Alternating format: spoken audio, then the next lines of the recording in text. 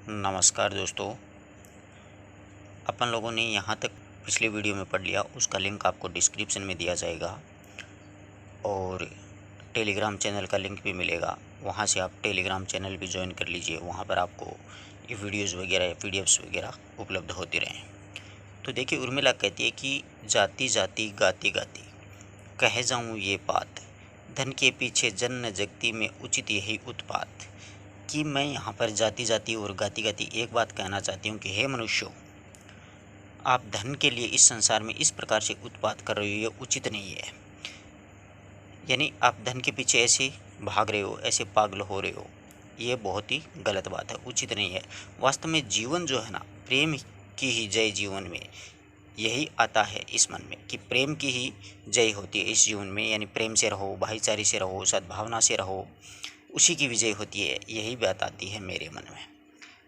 अब अपन अगला पढ़ते हैं कि अब तो प्रियतम को पाऊँ। यहाँ पर उर्मिला है, अब अपनी विरह व्यथा व्यक्त करती हुई कहती है कि अब तो प्रियतम को पाऊँ, जो इच्छा है उन चरणों में रज में आप रमाऊँ। तो यहाँ पर उर्मिला अब कहती हैं कि यदि अब की बार मुझे प्रियतम मिल जाए तो मेरी ये इच्छा है कि मैं उनके चरणों की धूल अपने आप में, उनकी धूल में मैं अपने आप को मिला दूं, रम जाऊं, मतलब विलीन हो जाऊं। कि अब तो प्रियतम को पाऊं, अब मैं प्रियतम को, अब मुझे अगर प्रियतम मिल जाएं तो मेरी यही इच्छा है कि उनके चरणों की, तो इच्छा है कि मेरी यही इच्छा है कि उन चरणों की, यानी प्रियतम के चरणों की रज यानी धूल है, मैं आप रम जाऊँ, आप रम जाऊँ। कि मैं प्रियतम के चरणों की धूल में अपने आप को विलीन कर दूँ, लीन कर दूँ। आप अवधि बन सकूं कहीं तो यह क्या कुछ देर लगाऊं। आगे कहती है कि यदि मैं स्वयं की अवधि बन सकूं, यानी यदि मैं स्वयं की आप अवधि बन सकूं, स्वयं की अवधि बन सकूं, जिसकी बाधा के कारण मैं प्रियतम से नहीं मिल सकती हूं, तो मैं उसमें कुछ देर भी नहीं लगाऊंगी। आप अवधि बन सकूं कहीं तो क्या कुछ देर लगाऊं। यदि मैं स्वयं की अवधि बन सकूं तो मैं कुछ ही देर में नहीं लगाऊंगी, तुरंत ही प्रियतम से मिल जाऊंगी। मैं अपने को आप मिटाकर जाकर उनको लाऊं। अब आगे कहते हैं, मैं अपने आप को मिटाकर के, यानी अवधि को नष्ट करके अपने प्रियतम को जाकर के ले आऊंगी, लाऊं।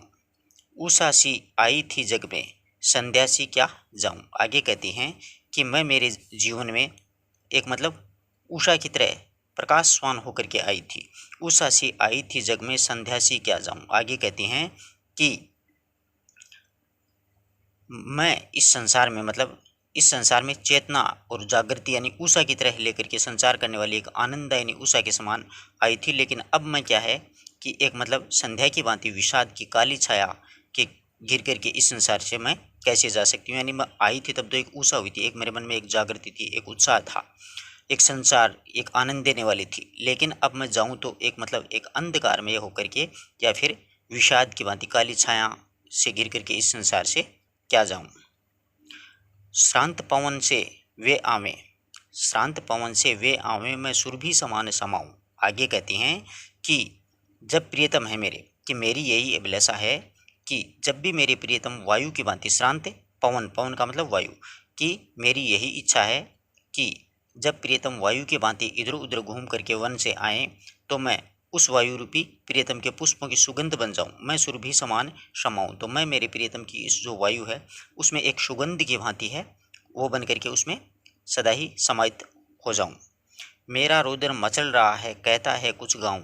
आगे कहती हैं कि मेरा रोना, मतलब मेरा रुदन जो है वो मचल मचल करके मुझे कुछ गाने के लिए हट कर रहा है। मेरा रुदन मचल रहा है, कहता है कुछ गाऊं।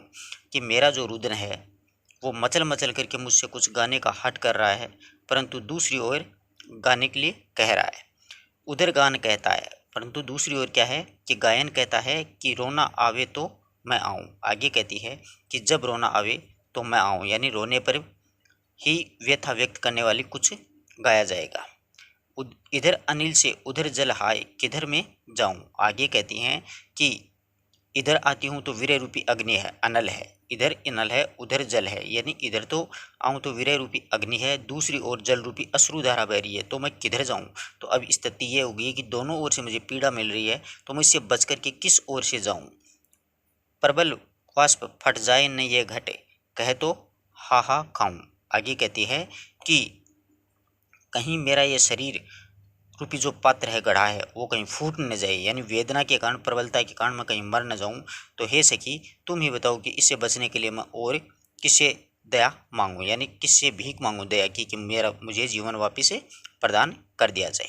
इस प्रकार से अपने प्रियतम की मिलने की उत्कंठा में इतनी व्याकुल, इतनी व्यथित हो रही है, यानी पूरी जो कहानी, पूरी कविता चल रही है उसमें करुण रस पूरा भरा पड़ा है।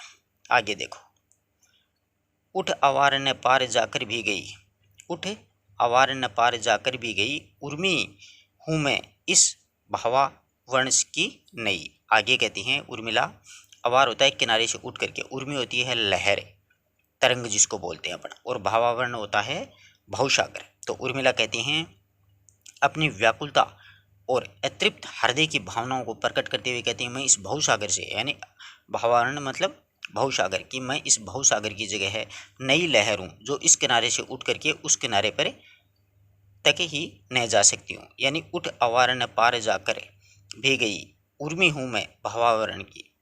कहती हैं कि मैं इस भवसागर की एक लहर के समान हूँ जो कि इस किनारे से उठ करके उस किनारे तक भी न जा सकी। न अवार न पार जाकर भी गई, कि मैं इस किनारे से उठ करके उस किनारे तक भी नहीं जा सकती हूँ। अटक जीवन के विशेष विचार में, भटकती फिरती स्वयं मंझधार में, सहज कृष्ण कूल कुंज कछार में, विषमता है किंतु वायु विकार में। आगे कहते हैं कि अटक जीवन के विशेष विचार में, आगे उर्मिला कहते हैं कि इस जीवन रूपी जो जल है, कि इस भवसागर में यानी संसार रूपी जो सागर है उसको पार न कर सके। इस अटक जीवन के विशेष विचार में भटक फिरती स्वयं मंझधार में, कि मैं इस भवसागर जो है, संसार रूपी सागर है, इसको पार न कर सकी। इस जीवन रूपी जल में प्रतिकूल होने यानी विषम परिस्थितियों के कारण मैं स्वयं मंझधार में फंस गई हूँ, यानी इस भवसागर ये पार नहीं जा सकी हूँ, बीच में ही उलझी हूँ, यानी भटकती फिरती हूँ। सहज कृष्ण कूल कुंज कछार में, विषमता है किंतु वायु विकार में। आगे कहती हैं कि यद्यपि मेरे किनारों, कुंजों और काछारों के प्रति एक सहज आकर्षण है। सहज आकर्षण है, कुल है किनारों से, कुल से यानी किनारों से, कुंज और कछार से यानी कुंजों से और कछार के प्रति एक सहज आकर्षण है। विषमता है किंतु वायु विकार की, लेकिन इसके साथ में एक वायु वो प्रतिकूल चल रही है। प्रतिकूल यानी वायु बाधा उत्पन्न करने के कारण मैं उनसे मिल नहीं सकती हूँ। आगे कहते हैं और चारों ओर चक्कर में है कई, उर्मी हूँ मैं इस भावावरण की नई। आगे कहती हैं कि इतना ही नहीं, चारों ओर से अन्य बाधाएं और विरोधी परिस्थितियां में, और चारों ओर चक्कर हैं कई, यानी चारों तरफ से अनेक प्रकार की मेरे सामने बाधाएं हैं, विरोधी परिस्थितियां हैं। उर्मी हूँ मैं इस भावावरण की, यानी मैं एक लहर हूँ, इसे भवसागर की एक नई तरंग हूँ। पर विलीन नहीं हूँ, गतिहीन हूँ, गतिहीन में विलीन नहीं हूँ, गतिहीन में दैन्य से न डूब कभी वह दीन में, अति अवश हूँ किंतु आत्म अधीन में, सखी मिलन के पूर्व ही प्रिय लीन में। आगे कहती है कि मैं चाहे गतिहीन हूँ, आगे कहती हैं उर्मिला, पर विलीन नहीं रहूँ गतिहीन में, पर विलीन नहीं रहूँ गतिहीन में। तो उर्मिला कहती हैं कि मैं गतिहीन हूँ, निश्चित और स्थिर हूँ, स्थिर ही रहूँ, परंतु आगे कहती हैं मैं आगे न बढ़ सकी। पर विलीन नहीं रहूँ गतिहीन में, कि विलीन नहीं रहूँ गतिहीन में, कि मैं गतिहीन रही हूँ परंतु मैं आगे बढ़ सकूँ, परंतु फिर भी मैं नष्ट नहीं हूँ, यानी मैं विलीन नहीं हूँ। दैन्य से न दबूँ कभी वह दीन नहीं, यानी मैं कभी ऐसी दीन नहीं हूँ जो कि दीनता के बोझ से मैं दब जाऊँ। नहीं, अपनी महानता मैं कभी नहीं छोड़ूंगी। हाँ, इतना ज़रूर है मैं दीन हूँ, परंतु इतनी भी दीनता नहीं है कि इस दीनता में इतना दम नहीं है कि मुझे दीनता मुझे दबा सके। इतनी महानता, इस महानता को मैं नहीं छोड़ सकती। अति अवश हूँ किंतु आत्म अधीन में। आगे कहती हैं यद्यपि इस समय मैं बिल्कुल निरुपाय हूँ, मेरे पास कोई उपाय नहीं है, परंतु इतना होते हुए भी मैं किसी के वश में होकर के अपने को दूसरे के अधीन नहीं कर सकती हूँ, यानी पराधीन नहीं हूँ मैं, दूसरे पर पराधीन नहीं हूँ, मैं खुद मेरे पैरों पे खड़ी हूँ, खुद अधीन हूँ। सखी मिलने के पूर्व ही प्रिय लीन में। आगे कहती हैं कि हे सखी, मैं अपने प्रियतम से मिलन से पूर्व ही उसमें विलीन हो चुकी, यानी मैं मेरे प्रियतम के साथ में एकाकार हो चुका, मैं उसमें लीन हूँ। मेरा पूरा जो समय है वो मैं मेरे प्रियतम के ही यादों में खोए रहती हूँ। आगे देखिए, कर सका सो कर चुका अपना दई, उर्मी हूँ मैं इस भावावरण की। आगे कहती हैं कि मैं, अगर मुझे कोई कर चुका अपना दई। आगे कहती हैं कि हे सखी मैं अपने प्रियतम में पूरी तरह से विलीन हूँ। अब आगे यह है कि ईश्वर के भाग्य में जो कुछ भी करना था वह कर चुका। कर सका सो कर चुका अपना दई, कि अगर ईश्वर ने यानी भाग्य ने जो कुछ भी मेरे साथ करना था वो कर चुका। मैं उर्मी हूँ इस भावावरण की, यानी मैं एक तरंग या एक नई लहर हूँ इसे भवसागर की। तो एक अपने आप को उर्मिला यहाँ पर किसके प्रतीक का अर्थ के रूप में बताया है? एक तरंग के रूप में। तो यहाँ से अच्छे प्रश्न बन सकते हैं। इस प्रकार से यहाँ से पंक्ति उठा के दे देगा कि उठ अवारण्य पार जाकर गई, उर्मी हूँ मैं इस भावावरण की। उर्मिला ने अपने आप को क्या बताया है इसमें? तो उर्मी एक तरंग, एक लहर, ऑप्शन कुछ भी मतलब वो बनाएगा अपने तरीके से। तो इस प्रकार से आराम से अपन को सारी बात कॉन्सेप्ट क्लियर होगी। आगे देखिए, आए एक बार प्रिय बोले एक बात कहूँ। यहाँ पर अपने प्रियतम के बारे में बताती है उर्मिला। अपने संयोग की जो दशा थी, जब पति पत्नी दोनों साथ रहते थे, नायक नायिका, उस वक्त की बात है, ध्यान से सुनिएगा।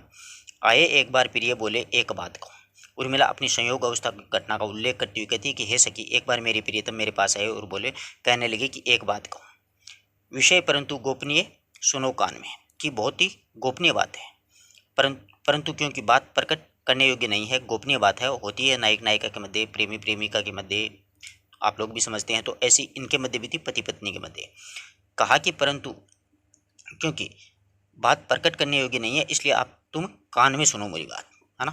तुम मुझे कान लगा के ध्यान से सुनो इसको। मैंने कहा कौन है यहाँ? बोले प्रिय चित्र तो है। परंतु मैंने उत्तर दिया कि यहाँ पर अपनी बात सुनने वाला कौन है? परंतु प्रियतम बोले, हे प्रिय, ये दीवारों पर बने हुए चित्र है ना, यानी दीवारों के भी कान होते हैं। ठीक कहा था लक्ष्मण ने। प्रिय बोले, प्रिय शब्द यहाँ पर लक्ष्मण के लिए है। ऐसे प्रश्न पूछे जा सकते हैं। और मैंने कहा ये उर्मिला के लिए है। ध्यान रखना इन बातों का, कभी कहानी में ऐसे रसगुल ना होना, बीच बीच में ये भी ध्यान रखना। यहाँ से ही उठेंगे गहराई वाले प्रश्न। हाँ, अब दोबारा एक बार देख लेते हैं कि विषय परंतु गोपनीय, सुनो कान में। कि बात प्रकट करने योग्य नहीं है, इसलिए कान में सुनो। मैंने कहा, उर्मिला ने कहा, कौन है यहाँ? बोले प्रिय चित्र तो हैं। मेरे प्रियतम बोले कि दीवारों के भी कान होते हैं, दीवारों के भी चित्र लगे हुए, ये भी सुन रहे हैं। सुनते हैं वे राजनीति के विधान में, कि ये चित्र जो होते हैं ना, ये राजनीति के अनुसार, तो ये भी सुनते हैं। कि ऐसी एक कहावत है कि कानों के भी, दीवारों के भी कान होते हैं। आगे देखो, लाल किए कणमूल होठों से उन्होंने कहा। आगे कहते हैं कि इतना कहकर के प्रियतम ने अपने ही कानों की लवों को लाल किए हुए प्रेम पूर्वक उन्होंने कहा। लाल किए कणमूल होठों से उन्होंने कहा, कि आगे प्रियतम हैं, उन्होंने अपने ही कानों की लवों को लाल किए हुए प्रेम पूर्वक धीरे धीरे कहने लगे, क्या कहूँ, संदिग्ध हूँ मैं भी छद्मदान में। आगे कहते हैं कि मैं क्या कहूँ, मैं भी तो इस होठों के गुप्त दान को प्रदान करने वाली गदगद हूँ। यानी ये होठ हैं वो गुप्त दान करेंगे, यानी धीरे धीरे बात कहेंगे, तो मैं भी उससे गदगद हो जाऊंगी सुन करके। कहते नहीं करते हैं करती सजनी में। आगे कहते हैं, परंतु यहाँ पर अक्षमावान व्यक्ति कहते नहीं हैं बल्कि करते हैं। तो हे सखी, आगे कहते हैं कि जो अक्षमावान व्यक्ति होते हैं वो कहते नहीं बल्कि करते हैं। खिंच के भी रीझ उठी उस मुस्कान से। आगे कहती है कि मैं खिंच करके भी उनके मुस्कान से, मतलब रीझ उठी, उनकी मुस्कान पर मैं रीझ उठी। हे सखी, मेरे प्रियतम हैं, उनकी चालाकी से पूर्ण मतलब मुस्कान को देख करके मैं उनसे बल्कि खिंची नहीं बल्कि खिंच करके भी मुस्कान उठी, मतलब रीझ उठी उन पर। मेरे चपल यौवन बाल। आगे क्या कहती हैं, यहाँ तक बात हो गई कि मेरे प्रियतम आए थे एक दिन, ऐसे ही मतलब जो बात गोपनीय ना प्रकट ना की जस की गोपनीय बात उन्होंने मुझे कही और मेरे कानों तक अपने होठों को लाए। इस प्रकार से बताती हैं, संयोग अवस्था है। मेरे चपल यौवन बाल।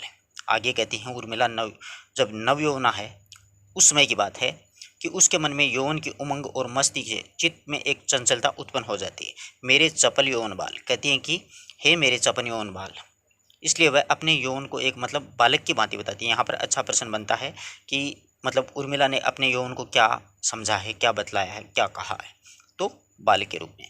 तो उर्मिला कहते हैं, हे मेरे चंचल यौवन रूपी बालक, तुम निश्चिंत अचल चंचल में पड़ा सो, मचल कर मत साल है, बीतने दे रात होगा सुप्रभात विशाल। आगे कहते हैं, हे मेरे चंचल यौवन रूपी बालक, तुम निश्चित होकर के चुपचाप मेरे अंचल में सोते रहो। कि हे मेरे यौवन रूपी बालक, तुम चंचल हो। हे मेरे यौवन रूपी बालक, मेरे चंचल यौवन रूपी बालक, तुम निश्चिंत होकर के चुपचाप, तुम मतलब निश्चिंत होकर के चुपचाप मेरे आंचल में सोते रहो। अचल अंचल में पड़ा है सो मचल कर मते साल, कि तू मेरे जो आंचल है उसमें चुपचाप सोए रहो और इस प्रकार चंचल होकर के मुझे साल मतलब मचल कर मत साल, यानी मचल मचल करके मुझे पीड़ा मत दे। बीतने दे रात होगा सुप्रभात विशाल। आगे कहती हैं कि ये जो रात है वो बीत जाने दो, मतलब योग का जो अंधकार है उसकी पूर्ण अवधि बीत जाने दो, फिर विशाल आनंद प्रदान करने वाला सुप्रभात भी होगा, यानी प्रियतम से अपना मिलन भी होगा, मुलाकात भी होगी। खेलना फिर खेल मगन के पहन के मणिमाल। आगे कहती हैं कि फिर बाद में तुम यौवन, तुम फिर किरणों रूपी मणियों की माला पहन करके इच्छा अनुसार क्रीड़ा करना, यानी खूब आनंद मौज और मस्ती करना। पक रहे हैं भाग्य फल मेरे सुरम में रसाल। आगे कह रही हैं कि हे यौवन, तुम्हारा भाग्य रूपी जो मधुर फल है, रसाल मतलब आम है, वो पक रहा है। रसाल किसको बोला जाता है? आम को। तो कहती है कि हे यौवन, तुम्हारा भाग्य रूपी जो मधुर फल है, जो रसाल, वो भी पक रहा है। डर ने अवसर आ रहा है, जा रहा है काल, कि तू चिंता मत कर। हे यौवन, तू इस बात की चिंता मत कर, तू भयभीत ना हो, अब तुम्हारा अवसर आ रहा है और दुखदायी समय है वो जा रहा है। काल का मतलब योग की अवस्था है वो अभी खत्म हो रही है, थोड़ा ही समय बचा है। मन पुजारी और तन इस दुखिनी का थाल। आगे कहते हैं कि अब तुम्हारा अवसर आ रहा है और दुखदायी समय हो वो बीत जाएगा, तो मन पुजारी और तन इस दुखिनी का थाल। आगे कहती हैं कि इस विरहिणी का मन तो पुजारी के रूप में है और तन जो है वो पूजा का एक थाल है। मन है वो पुजारी के रूप में है और शरीर जो है, तन है, वो एक थाल के रूप में है। हे यौवन, भेंट प्रिय से हेतु इसमें एक तू ही लाल। आगे कहती हैं कि हे यौवन, इस शरीर रूपी थाल में तुम ही प्रिय भेंट करने योग्य एक अनुपम उपहार हो, यानी मैं और मेरे प्रियतम को क्या भेंट कर सकती हूँ? मैं तो सिर्फ मेरा यौवन ही तो भेंट कर सकती हूँ। तो हे यौवन रूपी बालक, इस शरीर रूपी थाल में तुम ही एक ऐसी प्यारी भेंट हो जो मैं मेरे प्रियतम को अनुपम उपहार के रूप में उन्हें दे सकती हूँ और वो इसको पा करके खुश भी होंगे। तो अपने यौवनावस्था की बात है वो उर्मिला कह रही है। आगे बात समझ में? अगली देखिएगा। यह वाटिका थी, ये थी मही, यही चंद्र था, चांदनी थी यही। यहाँ पर उर्मिला है वो एक बीती घटना का वर्णन करती हुई आगे कहती हैं कि यही एक उपवन था, यही वाटिका, वाटिका मतलब उपवन था, यही थी मही, यानी यही एक उपवन था और यही मही मतलब पृथ्वी थी। यही चंद्र था, चांदनी थी। आगे कहती हैं यही आकाश में चमकने वाला चंद्रमा था और यही उसकी छिटक रही चांदनी थी। यही वल्लकी में लिए गोद में, उसे छेड़ती थी महामोद में। आगे कहती हैं कि ऐसे ही समय में मैं इस वीणा को गोद में लेकर के, वल्लकी मतलब वीणा होती है, कि यहाँ पर ही मैं इसी समय में वीणा को गोद में लेकर के बड़े हर्षो उल्लास से उनके तारों को छेड़ती थी, यानी झंकार पैदा कर देती थी। छेड़ती थी महामोद में, यानी मैं खुशी से होकर के वीणा के तारों को झंकृत करती थी। और मेरी यही कंठ था और केस कौन सा गान था, न था दुर्ग तू मामिनी मान था। आगे कहती हैं कि इसी यही मेरा कंठ था, यानी कंठों में इसी प्रकार का स्वर था, यानी नायक कहता है कि इसी कंठों में यही तो मेरे स्वर था। वह कौन सा गीत था ये पता नहीं है, कौन सा गान था, कि यही कंठ था यानी यही तो स्वर था, और गाना कौन सा था, गीत कौन सा था वो याद नहीं है। न था दुर्ग तू मामिनी मान था, कि न तो था यहाँ पर दुर्ग और तू मामिनी मान, मतलब नायक कहता है कि मामिनी युवती का मान भंग करना दुर्ग विजय से कठिन होता है, यानी युवती जो होती है उसका मान भंग करना होता है, वो दुर्ग से कठिन था। यानी दुर्ग भी यहाँ पर नहीं था और मामिनी का मान था, कि यानी कोई नायक होता है वो किसी युवती होती है उसका मांग भंग करना होता है, वो मतलब किसी दुर्ग पर विजय पाने से भी कठिन होता है, यानी वो उसके बस में नहीं आ सकती है। मामिनी मतलब युवती। यही टेक में तन्मय छोर से लगी छेड़ने कांत की ओर से। आगे कहती हैं कि मैं गीत की इस पहली पंक्ति को प्रियतम की ओर से गाती हुई उसी में लीन हो जाती थी। यही टेक का मतलब गीत की पहली पंक्ति, कि मैं गीत की पहली पंक्ति को प्रियतम की ओर से गाती हुई उसी में लीन हो जाती, तल्लीन छोर में यानी उसमें लीन हो जाती, लगी छेड़ने कांत की ओर से। और इसी अवसर पर क्या है कि प्रियतम है लक्ष्मण, वो अकस्मात ही वहाँ पर चुपचाप आ जाते हैं, लगी छेड़ने कांत की ओर से, यानी कांत मतलब प्रियतम जो होते हैं वो उसी समय उस ओर से किसी ओर से मतलब चुपचाप उर्मिला गाती थी वहाँ पर किसी ओर से मतलब आ जाते हैं वहाँ पर। और उनके मनोभावों को देख रहे अकस्मात शब्द आए जई, यानी अकस्मात अचानक जो लक्ष्मण हैं वो वहाँ पर चुपचाप हैं, वो आगे। और मनोवर्ती थी नाथ की मनमयी, यानी मनोवर्ती का मतलब होता है मनोभावना, कि वहाँ पर चुपचाप मेरे प्रियतम मतलब लक्ष्मण आ गए और मनोभावना मुझ में लवलीन सी लग रही थी। मनोवर्ती थी नाथ की मनमयी, कि इसी अवसर पर प्रियतम लक्ष्मण आए और उनकी मनोभावना मुझ में लवलीन सी लग रही थी। तो हे सखी आप ही आपको वे हंसे, कि हे सखी वे अपने आप में क्या है कि परंतु आज वे इसी प्रकार से वे अपने आप में ही हंसने लग गए कि मेरे प्रियतम आए हे सखी, ये कह करके उनने अपने आप को बड़ा ही वीर समझते हुए वो खुद फंस गए और हंस गए। बड़े वीर थे आज अच्छे फंसे, कि वो अपने आप पर हंसने लगे। तो अपने आप को क्या कि बड़ा वीर समझते थे, परंतु आज वो खुद ही फंस गए और हंसने लगे। हंसी में अजी मामिनी तो गई, आगे कहती है हंसी में तो अजी मामिनी तो गई, कि मैंने भी हंस करके उत्तर दिया कि आज मामिनी तो चलेगी, मतलब इस समय मैंने मान किए नहीं बैठी थी कि मामिनी चलेगी, मेरा मतलब कोई मान यहाँ पर नहीं था, मैं कोई मान से नहीं बैठी हुई थी। बधाई मिली जीत यूं ही नई, कि आपको बधाई हो कि आपको अप्रियतन ही इस नवीन विजय मिल गई कि आपने एक युवती का मानभंग कर दिया। प्रिय हार में भी यहाँ जीत है, आगे कहती हैं कि प्रियतम ने उत्तर दिया कि हे प्रिय हमारी तो हार में भी क्या है मतलब जीत है, कि प्रियतम हारे परंतु फिर भी क्या वो कहने लगे कि इसमें मेरी हार में भी क्या है जीत है। रुको रुका क्यों तुम्हारा नया गीत, आगे कहते हैं परंतु तुमने अपना नया गीत है वो बंद क्यों किया, यानी इस छंद को बंद क्यों किया।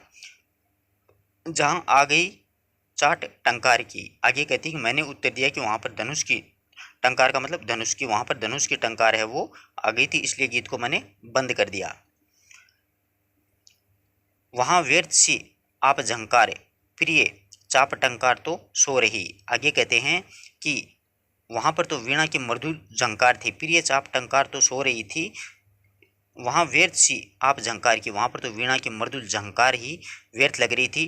और उन्होंने प्रियतम ने उत्तर दिया कि प्रिय इसमें धनुष की टंकार तो सो रही है, कि प्रिय चाप तो टंकार सो रही है, कि प्रिय अब तो धनुष की टंकार है वो तो क्या कर रही है सो रही है। स्वयं मगन झंकार में होकर के, यानी अपने आप में ही स्वयं में ही वो मग्न होकर के वीणा है वो तो मतलब लीन हो रही है।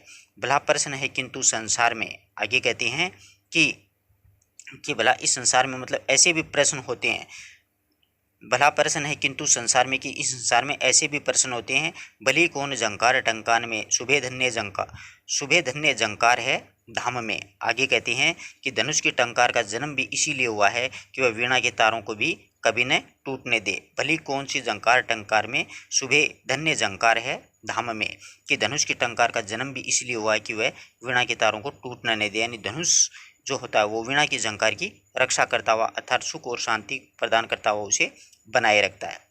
आगे देखिए स्वयं मगन झंकार में हो रही भला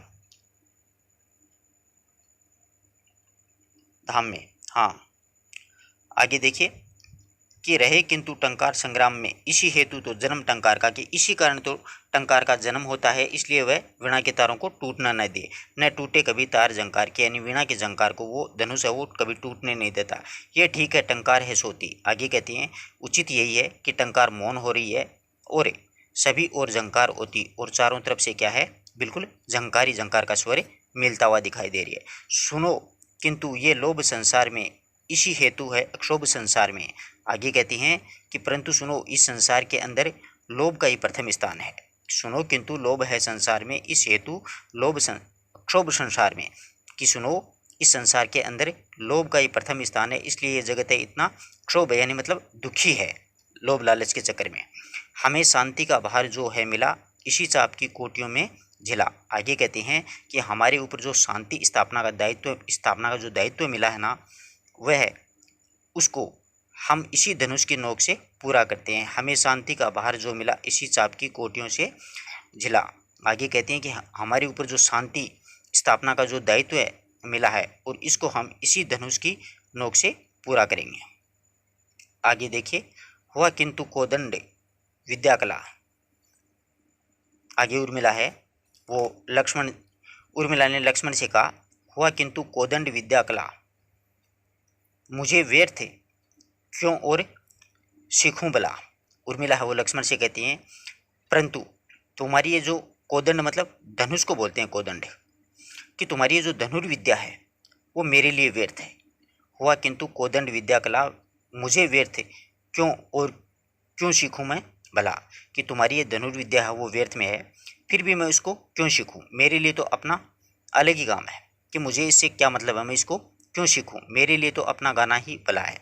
भले उर्मिला के लिए गान, कि मेरे लिए, उर्मिला के लिए तो इसका गाना ही अच्छा है, मैं ये धनुर्विद्या क्यों सीखूं। विवादी सवरों से बचे कान ये। आगे कहते हैं कि इस प्रकार से, विवादी का मतलब तर्क वितर्क पूर्ण यानी कलह शांति, यानी विवादपूर्ण सवरों से मेरे कान तो बचे रहेंगे। करूं शिष्यता क्यों तुम्हारी अहो। आगे कहती हैं कि यदि हाँ मैं तुम्हारी शिष्य क्यों बनूं।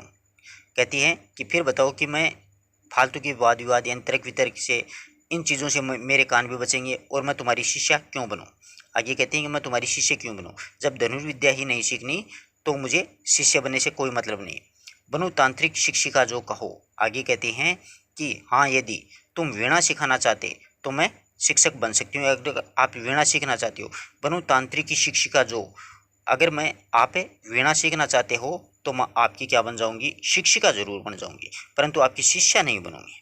तो यहाँ पर शिक्षिका उर्मिला के लिए है।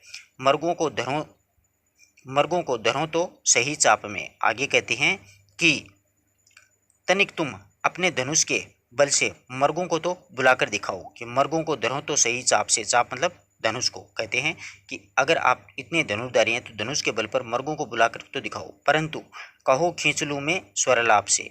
और परंतु यदि तुम कहो तो उनको मैं अभी संगीत के द्वारा यहाँ पर खींच सकती हूँ, मर्गों को मैं बुला सकती हूँ, अगर तुम में मदद, तुम धनुष से इसको खींच के दिखाओ। अब खींच ही जो लिया है रहो।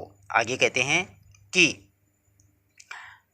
लक्ष्मण ने कहा, बस रहने दो, तुमने अभी हिरण को खींच कर दिखा दिया, अभी खींच ही तो लिया है रहो, बनी शिष्य से शिक्षिका क्यों न हो। आगे कहते हैं कि मैंने अब देख लिया है कि तुमने किस प्रकार से हिरण को खींचा है, वो अब आगे जरूरत नहीं है, तुम शिष्य से शिक्षिका क्यों बनोगी। यानी तुम शिष्या बन रही थी, वहाँ से सीधी ही शिक्षिका कैसे बन रही हो, क्यों बनोगी, तुम्हारा स्वरलाप धरा रहेगा। आगे कहते हैं मेरी इच्छा है कि तुम्हारे संगीत को मधुर धारा बहती रहे और धनुष एक किनारे पर पड़ा रहे, पड़ा कूद से चाप मेरा रहे, कि तुम्हारा संगीत है वो चारों ओर से बिखराता रहे, परंतु मेरा जो धनुष है वो एक तरह से एक किनारे में पड़ा रहे, एक जगह कोने में, कोई दिक्कत नहीं है। इस भांति भांति आलाप संलाप में।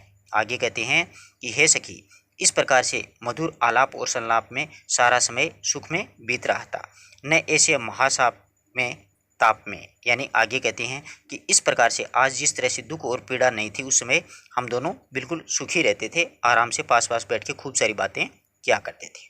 हमारा यहाँ काल था बीतता। आगे कहते हैं कि हमारा यहाँ पर समय है वो व्यतीत होता था, कि आज जिस तरह से ये दुख बड़ा समय बीत रहा ना, हमारा यहाँ काल था बीतता, न संतोष का कोष था न रीतता।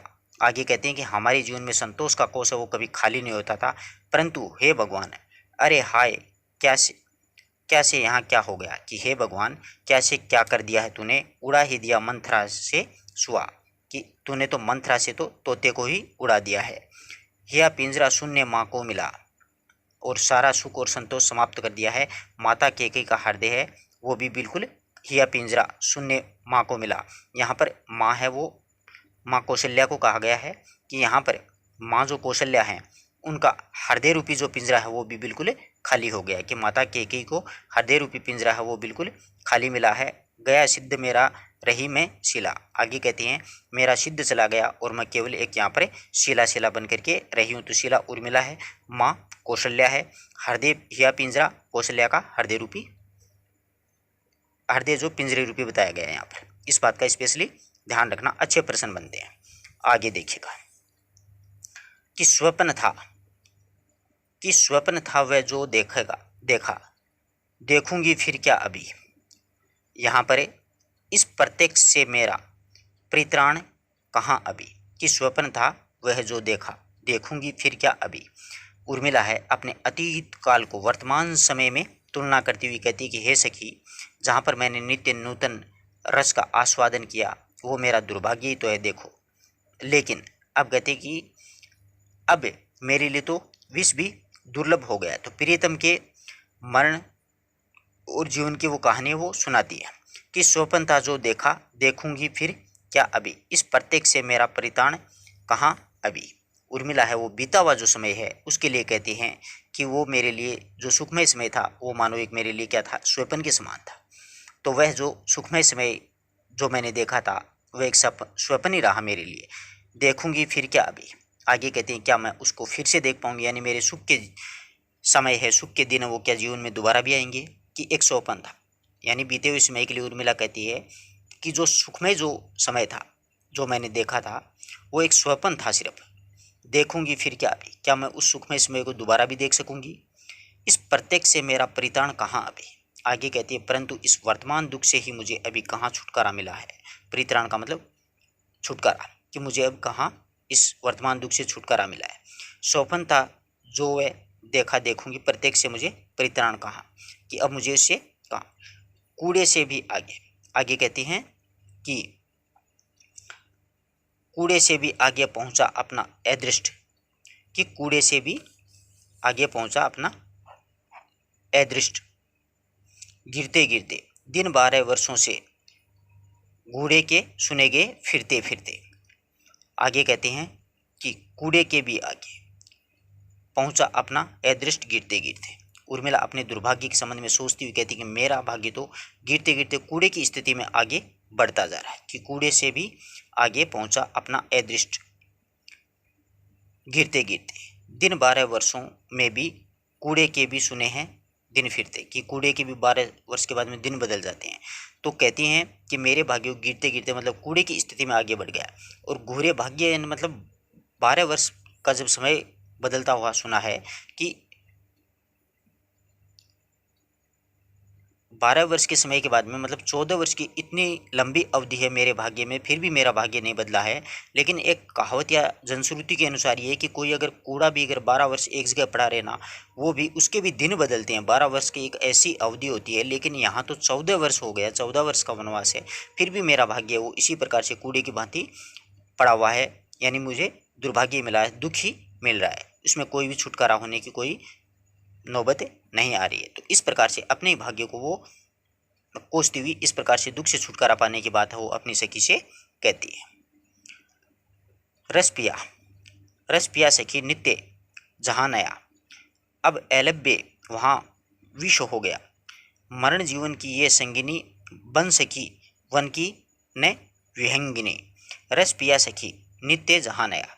उर्मिला अपने अतीत काल और वर्तमान काल के समय में तुलना करती हुई कह रही हैं, क्या कह रही हैं कि हे सखी, जहाँ मैंने नित्य यानी हमेशा नूतन रस का आस्वादन किया, यानी नया नया रस पिया, उसका आस्वादन किया, मेरा तो दुर्भाग्य देखो अब एलब्य है विष हो गया। यानी अब मेरा दुर्भाग्य तुम देखो कि अब तो मेरे लिए विष भी क्या हो गया है, दुर्लभ हो गया, यानी मुझे कोई जहर भी नहीं दे रहा। मरण जीवन की ये संगिनी, कि प्रियतम के साथ में मरना और जीवन की संगिनी, उनके साथ में मतलब बन सकी न वन की विहंगिनी, यानी जीना मरना हमने कसम खाई थी कि जिएंगे मरेंगे साथ साथ, लेकिन क्या है कि वन में भी मैं उसके समय साथ नहीं जा सकी, उसकी संगिनी विहंगिनी मतलब साथी न बख्शिनी, पक्षिणी की भांति मतलब वन में उनके साथ में उनकी संगिनी बन करके नहीं जा सकी, ये मेरा बहुत बड़ा दुर्भाग्य है। आगे कहती हैं सखी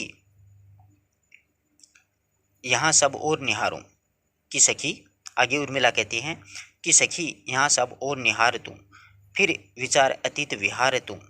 आगे कहती हूँ उर्मिला कि हे सखी, तुम यहाँ सब और देख लो, फिर तुम मेरे सुख में और अतीत काल के संबंध में विचार करो। सखी सब और निहार तू, कि हे सखी तुम यहाँ पर चारों तरफ देख लो, सब और देख लो, फिर विचार अतीत विहार की। फिर बाद में क्या कहती हैं, फिर तुम विचार कर कि तुम मेरे सुख में अतीत काल के संबंध में विचार करो।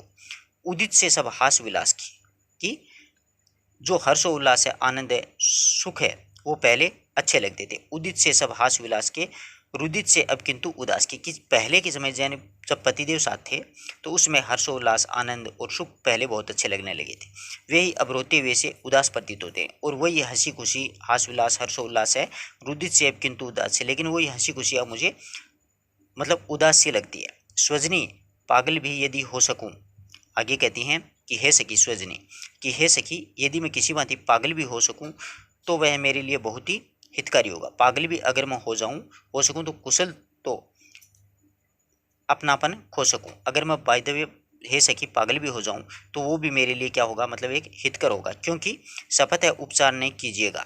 आगे कहती हैं कि कम से कम मैं उसकी सुध-बुध खो दूंगी अपनी, उसका कोई उपचार नहीं मिलेगा।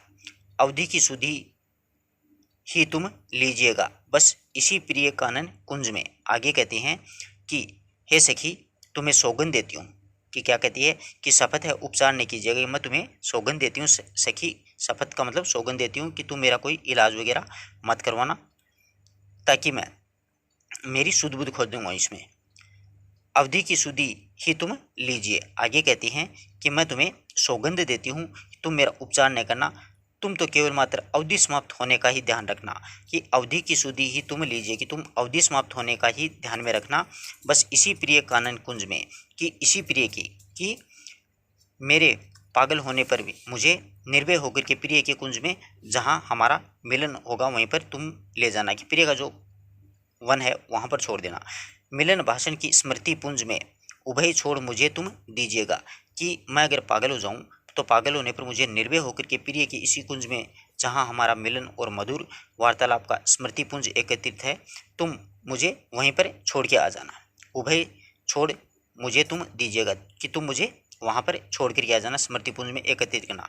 तुम मेरे हंसने और हसन रोदन से न पसीजिएगा सखी, न मृत्यु न आधि न व्याधि, कि हे सखी तुम हंसने और रोने पर मुझे कृपा नहीं करना, कि मैं किस प्रकार से हंस रही हूँ कैसे रो रही हूँ, ऐसी मुझ पे कोई मतलब ऐसी कृपा मत करना, ऐसा तुम दुख प्रतीत मत करना। हे सखी न मृत्यु न आधि न व्याधि, कि हे सखी न तो यह मृत्यु है, न ही आधि का मतलब मानसिक रोग है, न ही व्याधि का मतलब कोई ये शारीरिक रोग है, कि हे सखी न तो मेरी मृत्यु होने वाली है, न ही मुझे कोई आदि मतलब मानसिक रोग हुआ है, नहीं कोई व्याधि यानी नहीं कोई शारीरिक रोग, कुछ भी तो समझना, बस एक समझियो तुम स्वपन समाधि, कि तुम एक इनको कुछ भी नहीं समझ करी, एक स्वपन की समाधि समझना है इनको, कि एक स्वपन था ये।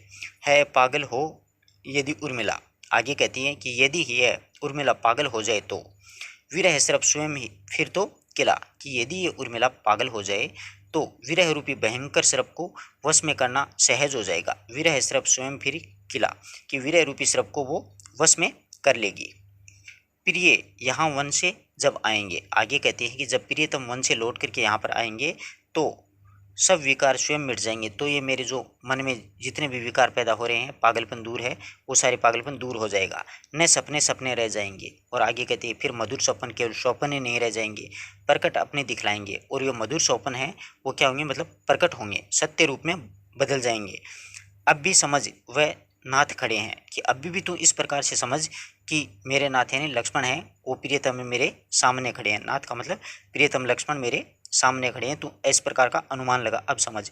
बट किंतु रिक्त ये हाथ पड़े, आगे कहती हैं किंतु जब उनका स्पर्श करने के लिए उर्मिला के हाथ बढ़े तो वह खाली रह गए, कि बट किंतु रिक्त ये हाथ पड़े, कि उनसे मिलने के लिए जब मैंने हाथ बढ़ाया उनका स्पर्श प्राप्त करने के लिए, तो उर्मिला के हाथ हैं वो खाली के खाली रह गए। न वियोग है न योग है सखी, तो आगे कहती हैं कि हे सखी ये स्थिति इतनी दुखदायक है कि ना तो वियोग है ना ही संयोग है, तो हे सखी वह कौन भाग्य मैं भोग सकी। तो कहती है कि हे सखी ये बताओ कि मैं इस दुख को उठा करके भाग्य को कौन सा फल भोग रही हूँ, यानी ये इतना भयंकर दुख उठा रही हूँ कि भाग्य का मैं कौन सा फल भोग रही हूँ।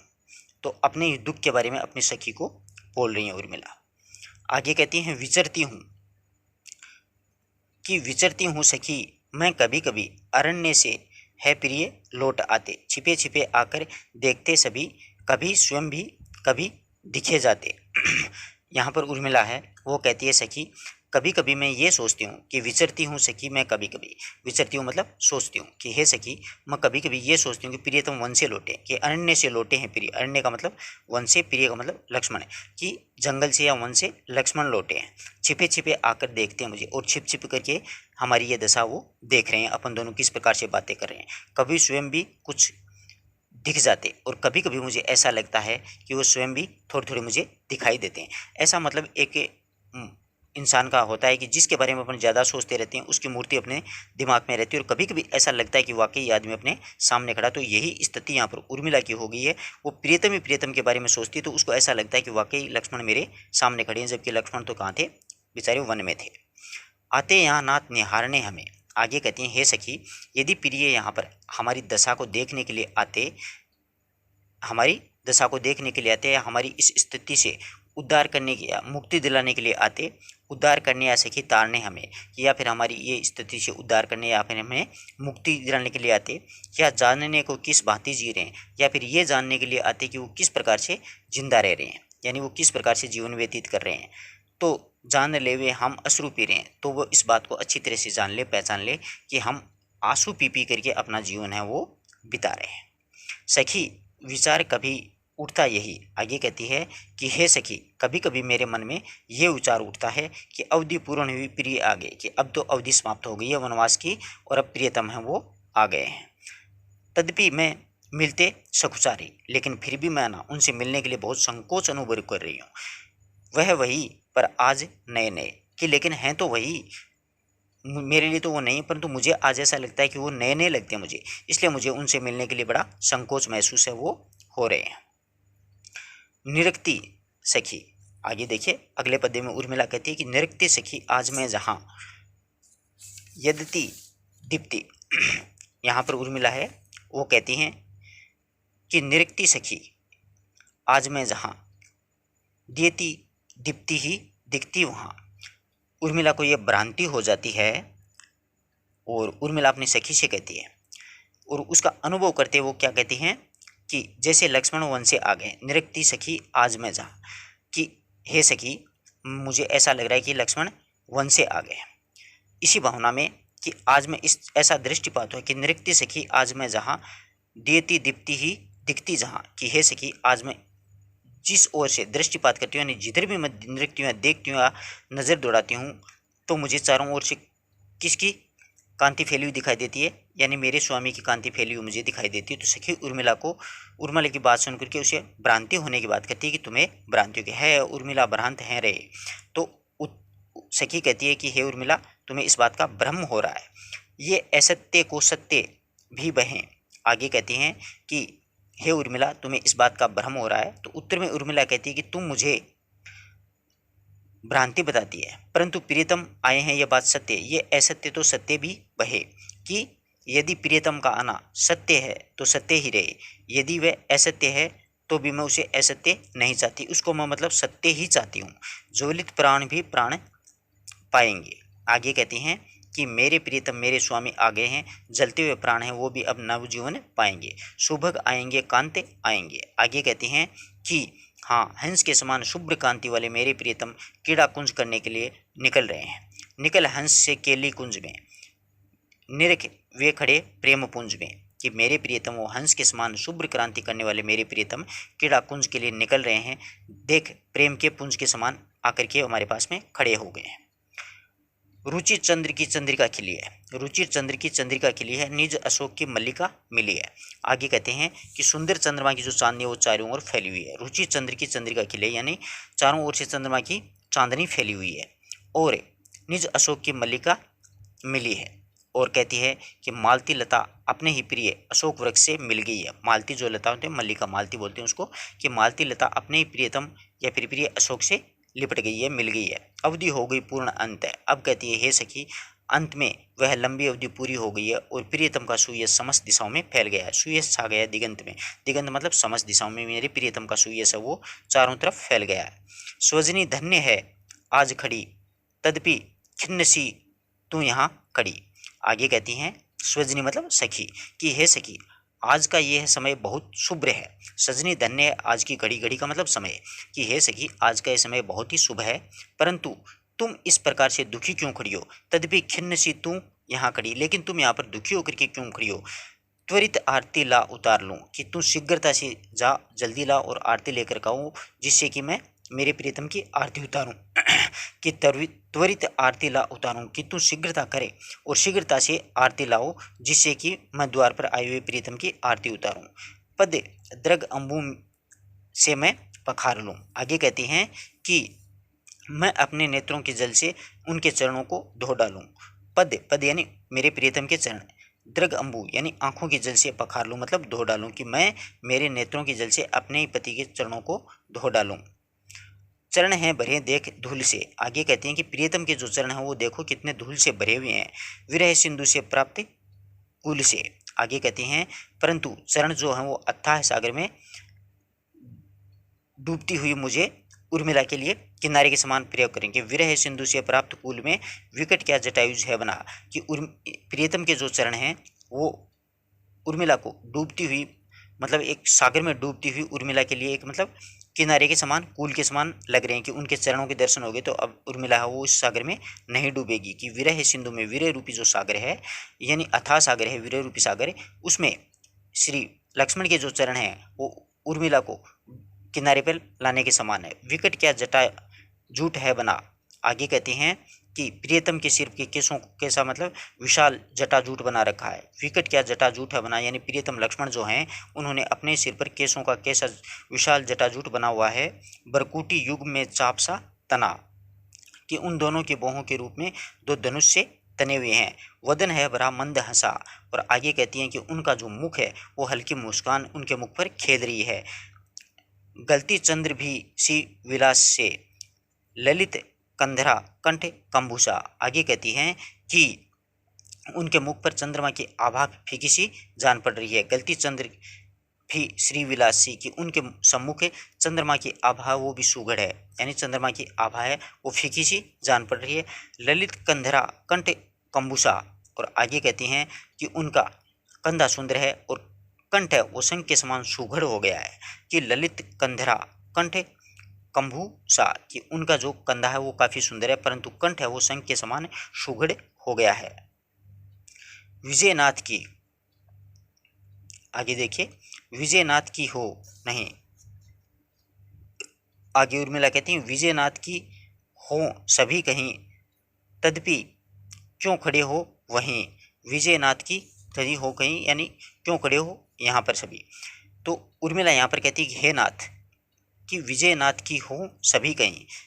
उर्मिला कहती है कि हे नाथ तुम्हें सर्वत्र ही विजय प्राप्त हो, परंतु तदपि मतलब परंतु क्यों खड़े हो वहीं, कि लेकिन आप यहाँ पर दूसरी ओर से दूर जाकर के मुझसे क्यों खड़े रहे हो, यानी नज़दीक क्यों नहीं आ रहे हो। विजय हो तुम्हारी चारों तरफ, प्रिय प्रविष्ट हो द्वार मुक्त में।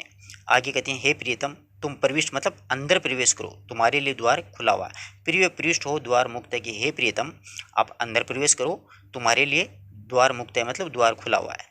मिलन योग तो नित्य युक्त है। आगे कहते हैं इसके अतिरिक्त हमारा मिलन सर्वथा उचित है। मिलन योग तो नित्य युक्त है, कि हमारा मिलन तो सर्वथा ही उचित है। तुम महान हो और हीन में, कि आप तो एक महान इंसान के समान हो और मैं एक तुच्छ प्राणी हूँ तुम्हारे सामने। तदपि धूली सी अंधरी लीन में। आगे कहती है हे स्वामी मैं मतलब फिर भी मैं धूल की भांति आपके चरणों में लगी हुई हूँ। तदपि धूली सी अंधरी लीन में, कि मैं आपके चरणों में धूल के समान लगी हुई हूँ। दैती देखते देव भक्ति के, परंतु आगे कहते हैं कि हे स्वामी देवता तो भक्ति देखता है, दैती देखते देव भक्ति की, यानी जो देवता होता है वो भक्त की भक्ति देखता है। नृत्य नहीं नाथ व्यक्ति को, कि वह उस व्यक्ति को कभी नहीं देखता है कि अपनी भक्ति कौन कर रहा है। तुम बड़े बने और भी बड़े, कि आप पहले भी महान थे और अभी भी महान हो, परंतु तद भी उर्मिला भाग में पड़े। लेकिन कहती हैं कि परंतु फिर भी इस तुच्छ उर्मिला के ही आप भाग्य में आए हो। अब नहीं रही दीन में कभी। आगे कहती है कि अब मैं पहले जैसी दीन नहीं रही हूँ, क्योंकि तुम मुझे मिले तो मिला सभी, कि आप मुझे प्राप्त हो गए हो तो मुझे सब कुछ है वो प्राप्त हो गया है। प्रभु कहाँ कहाँ कहाँ, प्रभु कहाँ कहाँ है किंतु अगर जा। बहुत ही अच्छा पद है कि प्रभु का मतलब स्वामी, कि हे स्वामी कहाँ कहाँ है किंतु अगर जा, कि हे स्वामी ये बताओ कि प्रभु राम और अग्रजा जो सीता माता हैं वो कहाँ पर है। कि जिनके लिए था तुझे तजा, कि जिनके लिए तुमने मुझे त्याग दिया था। उर्मिला अपने प्रियतम से पूछती है कि जिसके लिए यानी भगवान श्री राम और सीता के लिए मुझे आप लोगों ने त्याग दिया था वो अब कहाँ पर है।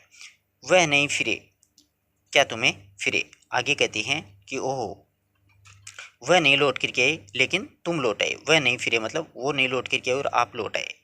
हम गिरे अहो, तो गिरे गिरे। आगे कहती हैं ओ, यदि ऐसा है तो हमारा पतन जरूर है कि वो तो जंगलों में रह रहे हैं, वनों में रह रहे हैं और आप यहाँ पर आ गए। तो वह गिरे तो अहो, तो गिरे, हम गिरे तो गिरे। यहाँ पर कहती हैं कि ओ, यदि ऐसा हो तो हमारा पतन हो गया, हम बुरी तरह से गिर गए हैं। दियती क्या मुझे अर्थ जान की। आगे कहती हैं कि हे स्वामी, क्या प्रभु ने मुझे दुखी जान करके मुझ पर दया की है कि दियती क्या मुझे अर्थ जान कर कि भगवान श्री राम ने मुझ पर या मुझे दुखी जान करके मुझ पर यानी दया करके तुम्हें घर भेज दिया और आप वहीं पर रह गए। यद्यपि अदीप अधीप ने अनुक्रोश मान के घर दिया है तुम्हें भेज आप ही। आगे कहते हैं कि हे प्रियतम, तुम्हारे इस प्रकार से लौट आना मुझे सुख नहीं देकर के बहुत ज़्यादा दुखी कर रहा है कि अदीप ने अनुक्रोश मान के घर दिया है तुम्हें भेज आप ही। कि अगर प्रियतम ने तुम्हें प्रभु भगवान ने आपको यहाँ पर भेज दिया तो मुझे सुखी नहीं करके और ज़्यादा क्या किया है, दुखी किया है। कि ये हुआ मुझे तो और ताप है, यदि ऐसा हुआ तो मेरे लिए तो और ज़्यादा बड़ी दुख की बात है। प्रिय फिरो फिरो, हाँ फिरो फिरो, कि हे प्रियतम तुम लौट जाओ, तुम लौट जाओ, तुम लौट जाओ, परंतु न इस मोह की घूम में गिरो।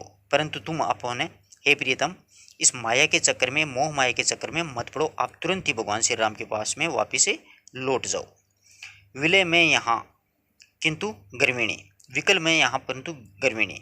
यद्यपि मैं तुम्हारे वियोग में व्याकुल तो जरूर हूँ। विकल का मतलब यद्यपि मैं तुम्हारे प्रेम में या तुम्हारे वियोग में व्याकुल जरूर हूँ। न कर दो मुझे नष्ट, न कर दो मुझे नष्ट परवीणी, परंतु मुझे स्वाभिमान युक्त यहाँ पर रह रही हूँ, परंतु आप मुझे इस मेरे स्वाभिमान को नष्ट ना कर दो। क्या है कि मैं आपके वियोग में व्याकुल तो हूँ परंतु स्वाभिमान युक्त यहाँ पर रह रही हूँ। घर फिरे तुम्ही मोह से कहीं, कि तुम लौट करके मेरी साधना व्रत को नष्ट न करो। इतना नहीं कि तुम यहाँ पर इस मोह के कारण लौट आए हो, लेकिन आप यहाँ से अब वापस चले जाओ। गिर फिरे तुम्ही मोह से कहीं, कि ये मोह माया है, इसके चक्कर में आप घर वापस आ गए हो, इसलिए इस मोह से लौट जाओ, आप वापस चले जाओ। तब हुए तपोभ्रष्ट क्या कहें। आगे कहते हैं कि क्या तुम अपने ही तप से भ्रष्ट हो गए हो, यानी अपने जो तपस्या की थी वन की उससे भ्रष्ट हो गए हो, वो नहीं निभा जिसकी।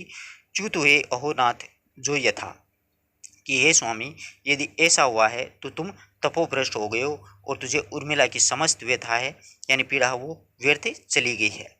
धिक वर्था हुई उर्मिला की व्यथा, यानी उर्मिला ने जितनी भी पीड़ा सहन की है वो तो मतलब व्यर्थ चली गई है, मेरा तो कोई भी कार्य सही नहीं हो सका है। धिक वर्था हुई उर्मिला की व्यथा। आगे कहते हैं कि हे स्वामी यदि ऐसा हुआ तो ये जो उर्मिला ने जो वियोग सहन किया है वो फालतू का व्यर्थ ही चला गया है। कि मैं तुम्हारे लिए वियोग सहन कर रही थी वो व्यर्थ हो गया, मुझे अभी धिक्कार है। धिक्कार मतलब मुझे अब धिक्कार है। हाय देखो समय है अभी, हाँ फिरो फिरो, कि अब कहती हैं कि हाय देखो अब भी समय शेष है, तुम वापिस से लौट जाओ।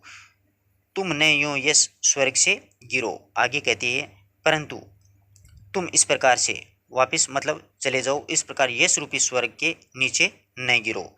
प्रभु दयालु हैं, लौट के जाओ, कि प्रभु श्री राम जो हैं वो बहुत दयावान हैं, तुम लौट करके उनसे वापस मिलो, उनके पास चले जाओ। न उनकी कुटी द्वार से हिलो, यानी उनकी कुटिया के जो द्वार है ना, मुख्य द्वार, उससे हिलो मत, मुख्य प्रहरी तुम ही बनाओ। धिक प्रतीति, आगे कहती है धिक प्रतीति भी की न नाथ की। आगे कहती हैं कि धिक्कार है इस प्रकार से प्रेम से, इस प्रकार के प्रेम की, हे नाथ हे स्वामी, इस प्रकार से प्रेम से अपन को धिक्कार देना चाहिए। पर न थी सकी बात ये हाथ की। आगे कहती है कि हे नाथ मैं तुम्हारे से अधिक और क्या कहूँ, यानी इससे ज़्यादा मतलब और क्या कह सकती हूँ। तो आगे कहती है पर न थी सखी बात हाथ की, कि हे सखी ये मेरे हाथ की बात नहीं थी, मैं बिल्कुल अपने आप को पागल समझ रही थी उसमें। प्रतिविधान में क्या करूं बता, कि इसके बदले में मैं प्रतिविधान, इसके बदले में मैं क्या करूं, इस अनर्थ का भी कहीं पता, यानी ये अनर्थ हो रहा है इसका भी मुझे कहीं पर पता नहीं लग रहा था कि मेरे साथ में ये सही हो रहा है या गलत हो रहा है या अनर्थ हो रहा है। इस प्रकार का मुझे किस प्रकार का कोई भी पता है इसमें नहीं लग रहा था, मतलब मैं बहुत ज़्यादा दुखी हो रही थी। आगे कहती हैं कि अधम उर्मिला हाय निर्दया, अधम उर्मिला हाय निर्दया,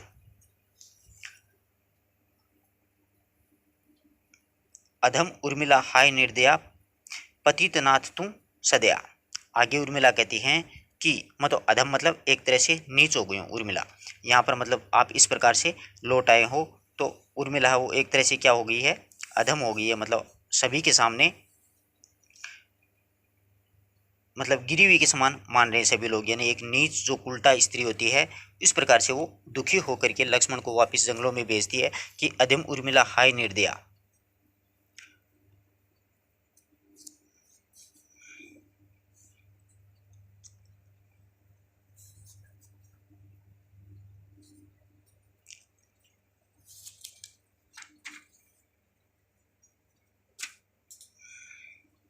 अधम उर्मिला हाय निर्दया पतित नातु सदया, यानी उर्मिला है इस प्रकार से उन्माद की जो स्थिति उसके सामने पैदा हो जाती है, उसके बारे में अब आगे क्या कहती है कि अधम निर्दया हाय, अधम उर्मिले हाय निर्दया पतित नाथ की तू सदया।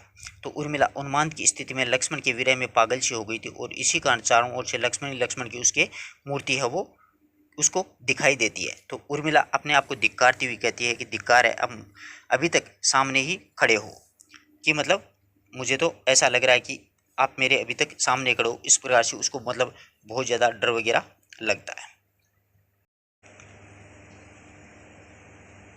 आगे उर्मिला कहते हैं कि बिसरता नहीं नाई भी दया, बस रहो प्रिय जान में गया। यहाँ पर उर्मिला हैं वो कहते हैं कि न्याय दया भाव जो भी अपनी दृष्टि में रखता है वो विस्मृत नहीं होता है, यानी वो हमेशा याददाश्त में बना रहता है।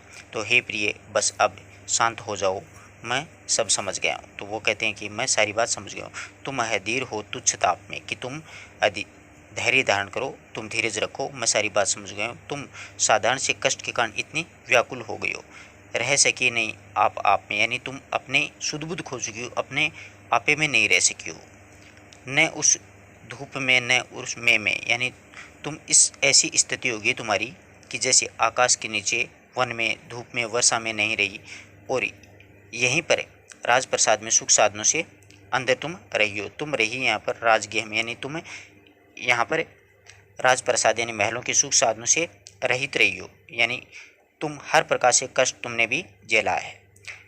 विदित क्या तुम्हें देवी क्या हुआ। आगे कहते हैं कि हे देवी तुम्हें कुछ पता भी है कि वन में मेरे साथ कैसी घटना घटी है, क्या बीता था।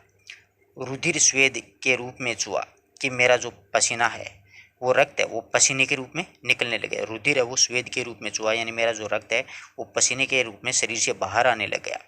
विपिन यानी जंगलों में कभी सो सका न मैं, यानी मैं जंगलों में कभी भी चैन से मुझे तनिक भी नींद नहीं है, यानी मैं वहाँ पर अच्छी तरीके से सो नहीं सका था।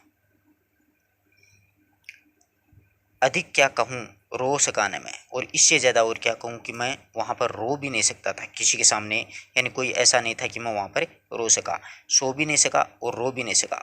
वचन ये पुरस्कार में मिले। आगे कहते हैं कि ये जो वचन है वो मुझे एक पुरस्कार में मिले हैं। बाद में कहते हैं कि इतने कष्ट सहने के बाद में तुम्हारी ओर से ये वचन मुझे पुरस्कार में, मतलब तिरस्कार भरे जो वचन कहते हैं मुझे पुरस्कार में मिले। अह उर्मिला हाय उर्मिला, कहते हैं कि हे उर्मिले मुझे तुम ये जो वचन बोल रहे हो ये मतलब एक पुरस्कार में मिले। गिने सुनो गिने सूल जो चुभे। आगे कहते हैं यदि तुम्हारे लिए गिनना संभव हो तो मेरे शरीर में जितने चुभने वाले कांटे हैं ना उनको गिनती करो, कि मेरे शरीर में कितने कांटे चुभे हैं उनकी गिनती करके बताओ। सहज और समालोचना शुभे, कि हे प्रिय किसी की भी जैसे आलोचना कर देना बड़ा ही सरल होता है, कि सहज है समालोचना शुभे, कि किसी भी आदमी की आलोचना करना बहुत ही आसान होता है, कोई भी कर सकता है आलोचना। कठिन साधना किंतु तत्व की, प्रथम चाहिए सिद्धि तत्व की, परंतु वास्तविकता की साधना करना बड़ा कठिन होता है, और इसके लिए सर्वप्रथम क्या होना चाहिए आदमी को, सतोगुण होता है ना वो होना बहुत ही जरूरी होता है, यानी सर्वप्रथम उसमें सतोगुण की सिद्धि करनी पड़ती है। कठिन कर्म का क्षेत्र है वहाँ, पर यहाँ कहो देवी क्या यहाँ, परंतु आगे कहते हैं कि वन में बहुत ही कठिन कर्म क्षेत्र करना पड़ता है, परंतु हे देवी मुझे ये बताओ कि यहाँ पर तूने क्या किया, कि यहाँ पर कहो देवी क्या कहा क्या यहाँ, लेकिन हे देवी मुझे तो ये बताओ कि यहाँ क्या था, यानी तुम्हें क्या कठिनाई हो रही थी यहाँ पर। उलाना कभी देव को दिया, यानी कभी आपने अपना उपालंब है वो अपने भाग्य को दिया है तुमने, कि कभी कभी उलाना आपने अपने आप के भाग्य को दे लिया। और यदि बहुत कुछ किया तो क्या किया, बहुत जो किया तो नौकर रो लिया, यानी अधिक से अधिक आपने यहाँ पर भाग्य को उलाना दे दिया। और बहुत कुछ किया तो अतनिक रो लिया, यानी अपने आप को अकेले में रह करके रो लिया। सतत पुण्य या पाप सांपनी, आगे कहते हैं कि लगातार, सतत मतलब दूसरी ओर तो मैं सदैव ही अपने आप के पुण्य और संगिनी मानता आया हूँ, यानी आपको सतत लगातार पुण्य और मेरी जीवन साथी मानता आया हूँ। समझता रहा आत्मरिंगणी, और मैं तुम्हें अपनी आत्म अंगिनी समझता रहा था। स्वपति पुण्य भी इष्ट था तुम्हें, आगे कहते हैं कि तुम्हें तो अपने जो पति हैं उसके पुण्य का इष्ट था। स्वपति पुण्य इष्ट था तुम्हें, कि तुम्हें तो अपने पति का जो इष्ट था। कटु मुझे तथा मिष्ट था तुम्हें, आगे कहते हैं कि कड़वा जो चीज़ होता ना वो कड़वा, इस प्रकार से मुझे तो कटु और तुम्हें मधुर इष्ट प्राप्त हो रहा था। प्रिय तपोभ्रष्ट मैं भला, कि मैं तब से भ्रष्ट नहीं हुआ हूँ, आगे कहते हैं कि हे प्रिय मैं तपोभ्रष्ट हूँ ने, ठीक ने, मत छुओ मुझे लौट में चला, कि मुझे तुम छुओ मत, मैं वापस लौट करके जा रहा हूँ, मैं पद से भ्रष्ट हो गया हूँ, तब से भ्रष्ट हो गया हूँ, मतलब वापस वन में जा रहा हूँ। तुम सुखी रहो विरागिनी, बस विदा मुझे पुण्य भागिनी, आगे कहते हैं कि हे विरागिनी तुम सुखपूर्वक से रहो, बस मैं पुण्य भागिनी बनी रहो, बस हे पुण्य भागिनी मुझे केवल मात्र विदाई दे दो। तुम सुखी रहो विरागिनी, बस विदा मुझे हो पुण्य भागिनी, कि तुम सुखपूर्वक से यहाँ पर रहो, बस मुझे तो पुण्य भागिनी, मुझे तो तुम केवल मात्र विदाई दे दो। हट सुलक्षणे रोक तो नहीं हो, आगे कहते हैं कि हे सुलक्षणी तुम हट जाओ, मुझे इस प्रकार से रोको मत। मैं पतित हूँ, मतलब पतित मैं, मुझे टोक तो नहीं हो, कि मैं पतित है मतलब एक गिरा हुआ इंसान हूँ, मैं पतित हूँ, इसलिए तुम मुझे अब टोको मत। विशल लक नहीं उर्मिला हाय, किधर उर्मिला आली क्या कहा, आगे कहते हैं कि विवश लग करके, मतलब विवश लग करके, विवश लिख यानी पति का नाम उच्चारण करने ही लगती है, उससे पहले क्या है कि सखी उसे रोक देती है और कहती है कि हाय नहीं उर्मिला। उर्मिला को यह सुन करके हे सखी तुमने क्या कहा, तो उर्मिला है उसको अपने पतिदेव का नाम लेने से उसकी सखी है वो रोक देती है, टोक देती है कि उसका नाम मत लो। फिर हुई आहा, आगे देखिए कि फिर हुई आहा उर्मिला, सखी प्रियत्व था क्या मुझे मिला। उर्मिला कहती है कि आहा उर्मिला फिर पागल सी हो गई है, तो हे सखी मुझे वास्तव में प्रिय का मिलन, क्या प्रियतम मिल गए, कि हे सखी क्या मुझे वास्तव में प्रियतम मिले, जबकि नहीं, क्या सचमुच ही मेरा व्यक्तिगत प्रियतम का व्यक्तित्व बन गया है। यदि ये सत्य है तो ये वियोग या फिर रोग जो कहें प्रियतम सदा उर्मिला, तो फिर अगर ये सही है तो ये किस प्रकार का, वह चाहे तो वियोग कह लो चाहे तो रोग कह लो, मैं उर्मिला तो सदैव इस प्रकार से प्रेम में ही बनी रहेगी, प्रेम में सदा उर्मिला, यानी वियोग को चाहे संयोग को वो तो इसी प्रकार से बनी रहेगी। उन्मादी कभी थी विवेकिनी उर्मिला सखी, विवेकिनी उर्मिला हुई सखी अब, आगे कहती हैं उर्मिला की हे सखी, ये उर्मिला कभी पागल थी, उन्मादी का मतलब पागल थी, कि हे सखी कभी ये उर्मिला पागल थी, परंतु अब तो वह बुद्धिमान हो गई है। विवेकिनी मतलब अब वो बुद्धिमान हो गई है उर्मिला सखी अब तो, यानी हे सखी कभी जो उर्मिला पागल हुआ करती थी अब तो वो बुद्धिमान हो गई है। अज्ञान भला जिसमें सोह तो क्या स्वयं अहम भी कब, आगे कहते हैं कि सच तो यह है कि पागलपन वाला जो अज्ञानी भला था जिससे कि अहम मात्र भी नहीं था, कि अज्ञान भला था जिसमें कि मैं जैसे पहले पागल थी वही मेरे लिए ठीक था, उस समय क्या है कि मुझमें क्या है कि अहम की कोई भावना भी नहीं थी। सोह तो क्या स्वयं अहम भी कब था, कि इसमें अहम की भावना बिल्कुल भी उस समय मुझमें नहीं थी। आगे कहती हैं कि बांध कर घुलना अथवा, यानी मुझे बांध करके घुलना, अथवा जल पर भर दीप दान करे खुलना, कि जल पर दीप दान करके खुलना मुझको भी सहज, मुझको सभी सहज, यानी ये सारी बातें मुझको बहुत अच्छी तरीके से आती हैं। मुझको कपूरवर्ती बस घुलना, यानी कपूर की तरह मुझे उसमें घुलना है, जैसे कपूर घुल जाता है ठीक उसी प्रकार से मुझे भी उसमें घुलना है।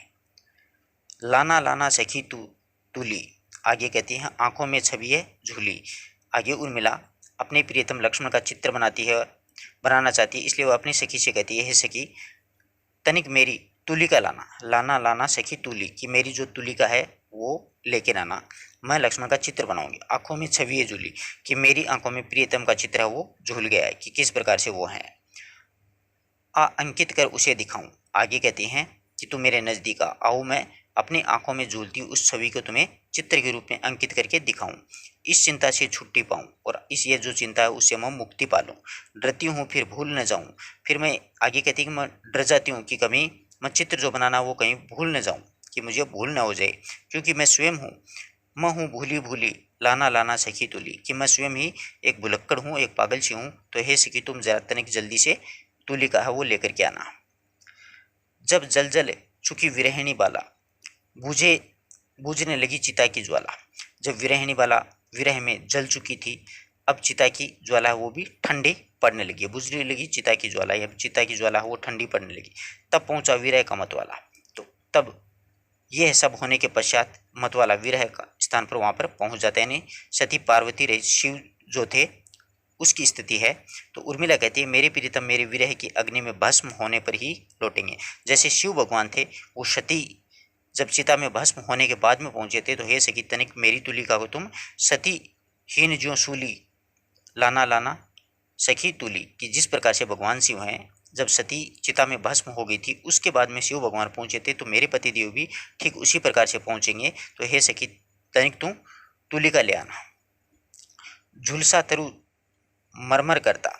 आगे कहती हैं आग में झुलसा हुआ तरु यानी वृक्ष होता है ना, वो शुष्क होकर के मरमर की ध्वनि में कर रहा है, यानी मरमर की ध्वनि में वो जल रहा है। झर निर्जर झरझर झरता। आगे कहता है कि वही वह बहता हुआ झरना झरझर करता है। झर निर्जर झरझर झरता, कि वहीं पर एक झरना है वो झरझर करता बह रहा है। हत विरह रह रह कर करता, कि हृदय से पीड़ित मरणतुल्य होकर के शोक से वो रह रह करके मर रहा है। तो वह समय यानी उड़ती थी गोधूली लाना लाना तुली, कि उस समय क्या है कि गोधूली वेला का समय था, तो गोधूली उड़ रही थी, इसलिए हे सखी तुम एक तनिक यानी जल्दी से क्या है कि तुलिका ले आना, मैं मेरे प्रियतम का चित्र बनाऊं। जो ही अश्रुचिता, कि जैसे ही अश्रुचिता पर आया, कि जिस प्रकार से अश्रु है वो चिता पर गिरा। उग अंकुर पत्तों से छाया, तो उसी समय उसमें पत्तों से भरा हुआ एक अंकुर फैल गया। फूल वही वदनाकृत आया, और इसी प्रकार से क्या हुआ कि वहीं पर अंकुरित विकसित होकर के प्रीतम के आकार का मुख वो बन गया था। वदनाकृत, वदन का मतलब मुख होता है, फूल वही वदनाकृत होकर के यानी वो अंकुर विकसित होकर के प्रीतम के आकार का मुख है वैसा बन गया। उनका लिपटी तलिका फूली, यानी उनका जो सौंदर्य है मुख का, उसका मुख बन गया, उसका सौंदर्य देख करके लिपटी लतिका फूली, यानी बेल जो है उनको देख करके, बेल भी हैं वो भी क्या है मतलब अपने आप को हरी भरी होकर के उसमें बेल जो होती है ना वो उसमें फूली मतलब लिपट गई है। लिपटी लतिका फूली यानी उनके मुख को देख करके और वो बेल होती है वो भी लिपट गई है। लाना लाना सखी तूली, की हे सखी तुम तूली का ले आना। सिर माथे तेरा यह दान है मेरे प्रेरक भगवान। आगे कहती है कि हे सखी तनिक मेरी तुलिका ले आना। विरहिणी जो है वो मतलब वियोग के कारण जल रही है इस प्रकार से और काफ़ी परेशान है। तो सिर माथे तेरा यह दान मेरे प्रेरक भगवान। उर्मिला कहती है कि हे मेरे प्रेरणा देने वाले भगवान, तुम्हारा वियोग के रूप में दिया गया ये दान मुझे सिरोधार्य, मतलब मैं सिर माथे इसको चढ़ा रही हूँ कि आपने मुझे भाग्य में क्या दिया है, मतलब वियोग वियोग दिया है। अब क्या मांगू भला और मैं फैला कर ये हाथ। आगे कहती हैं कि जब मुझे इतना अधिक वियोग दे दिया आपने, तो फिर ये बताओ कि अब मैं आपको हाथ फैला करके और क्या मांगूं। मुझे भूल कर रही विभु वन में विचरे मेरे नाथ। आगे कहती हैं मेरी यही अभिलाषा है कि मेरे प्रियतम मुझे भूल करके समस्त विश्व में फिरें और कर्तव्य का पालन करें। मुझे भूल, मुझे यानी उर्मिला कहती है अपने लिए कि मुझे भूल करके विभु वन में विचरे मेरे नाथ, कि संपूर्ण जो संसार है ना इसमें मुझे भूल करके मेरे प्रियतम हैं वो अपने कर्तव्य का पालन करते रहें, मेरे प्रेरणादायक रहें। मुझे न भूले उनका ध्यान, हे मेरे प्रेरक भगवान। आगे कहती हैं कि मेरे प्रेरणादायक भगवान, मैं तनिक देर के लिए भी उनके ध्यान को न भूलूं, कि मैं उनको न भूलूं, मुझे न भूले उनका ध्यान, कि मैं उनको कभी न भूल पाऊँ हे मेरे प्रेरक भगवान, परंतु मैं उनका हमेशा ध्यान लगाए रखूं लेकिन वो मुझे भूल जाएं हे मेरे प्रेरणा देने वाले भगवान। डूब बची लक्ष्मी पानी में सती आग में पेट, जिये उर्मिला करे प्रतीक्षा सहे सभी घरे बैठ। यहाँ पर कहती है कि डूब बची लक्ष्मी पानी में। यहाँ पर कहती हैं कि लक्ष्मी देवी जब जल में प्रवेश करके अपने यानी नारद जी के हिसाब से रक्षा की तो पार्वती जो है सती आग में बैठ गई। तो आगे है पार्वती ने शिव के क्रोध के कारण से अग्नि में प्रवेश कर लिया थी। डूब बची लक्ष्मी पानी में कि देवी लक्ष्मी ने जल में प्रवेश करके अपनी रक्षा के लिए अपनी रक्षा की थी, और सती पार्वती जो हैं वो भगवान शिव के क्रोध के कारण अग्नि में प्रवेश करके भी अपनी रक्षा करी थी। जिये उर्मिला करे प्रतीक्षा सहेज सभी घर बैठ। तो आगे कहती हैं कि उर्मिला जीवित रहे और प्रियतम की राह देखती रहे तथा घर में बैठ करके सभी कुछ सहन करे। हे मेरे प्राणनाथ, विधि से चलता रहे विधान, हे मेरे प्रेरक भगवान। आगे कहती है, हे मेरे भगवान, मुझे प्राणों की प्रेरणा देने वाले भगवान, मेरे प्रेरणा प्रदान करने वाले भगवान, इसी विधि से ये विधान चलता रहे, यानी विधि से यानी ब्रह्मा से ये विधान है वो ऐसे ही चलता रहे। आगे कहते हैं कि दहन किया तो भला सहन क्या होगा तुझे ए दे, प्रभु की इच्छा पूरी हो इससे सबका श्रेय। हे भगवान, आगे कहते हैं कि दहन दिया तो भला सहन क्या होगा तुझे ए दे, कि हे भगवान जब तुमने मुझे ये विरह की ज्वाला ही प्रदान कर दिया, दहन दिया है भला सहन करने के लिए, कि मुझे आपने विरह की ज्वाला प्रदान की है, तो क्या इसको सहन करने की शक्ति नहीं दे सकोगे? तो भला क्या सहन क्या होगा तुझे ए दे, तो क्या उसे सहन करने की शक्ति नहीं दे सकोगे? प्रभु की इच्छा पूरी हो जाए, प्रभु की इच्छा पूरी हो जिससे सबका श्रेय, कि इसमें प्रभु की इच्छा पूरी हो तो इसमें सभी का हित है। मेरा तो वही रुदन मेरा गाना, वही रुदन है मेरा गाना, यानी मेरा तो रोना ही मेरे लिए क्या है, गाना है, कि मैं रोऊंगी वही मेरे लिए गाना है एक तरह से। हे मेरे प्रेरक भगवान, यानी मुझे प्रेरणा प्रदान करने वाले भगवान। अवधि शिला पर उर पर था कि लिखा है कि अवधि शिला का उर पर था गुरु बहार, तिल तिल काट रही है द्रगजल धार। आगे उर्मिला कहती हैं, इसी प्रकार से वियोग में पीड़ित होकर के उर्मिला कोमल हृदय पर पे अवधि रूपी शिला का भार रखा है, कि अवधि शिला का उर पर था गुरु भार, कि मुझे अवधि रूपी जो यानी मेरा जो कोमल हृदय है उस पर एक अवधि रूपी शिला का भार रखा हुआ है, और जिसको उसके नेत्रों ने तिल तिल काट रही है द्रग जलधार, और उसी शिला को उनके नेत्रों ने निरंतर रूप से बहती हुई जलधार की जो बहती हुई जल की धारा है वो थोड़ा थोड़ा करके काट रही है, तिल तिल काट रही थी द्रग जलधार को, कि यानी जो अवधि रूपी शिला उसके कोमल हृदय पर रखी हुई है, उसी शिला को उनके नेत्रों ने निरंतर बहते हुए जो जल थे अश्रुधारा थी उससे धीरे धीरे थोड़ा थोड़ा करके उसे अवधि रूपी शिला को वो थोड़ा थोड़ा काट रही है। धन्यवाद दोस्तों, आशा करता हूँ पूरी उर्मिला आपको अच्छे से समझ में आई होगी। साकेत जो रचना है उर्मिला की विरह वेदना है पूरी में। अब कल अपन इसके वस्तुनिष्ठ प्रश्नोत्तर करेंगे। सारी वीडियोस ध्यान से देखिएगा सभी लोग, एक बार नहीं दो तीन बार देखोगे तो पूरी कहानी आराम से समझ में आ जाएगी, वैसे है बहुत बड़ी। धन्यवाद।